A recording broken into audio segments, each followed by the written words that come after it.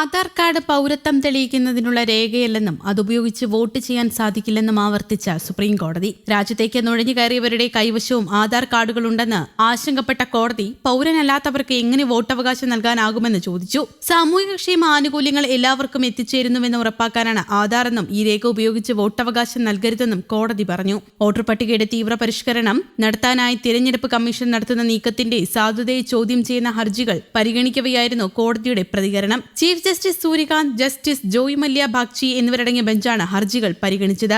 ആനുകൂല്യങ്ങൾ ലഭിക്കുന്നതിനുള്ള ഒരു നിയമരേഖയാണ് ആധാർ. അത് നൽകിയതുകൊണ്ട് മാത്രം ആ വ്യക്തിയെ വോട്ടറാക്കണമോ? അയൽരാജ്യത്ത് നിന്നുള്ളയാളും തൊഴിലാളികൾക്ക് എങ്ങനെ വോട്ടവകാശം നൽകും?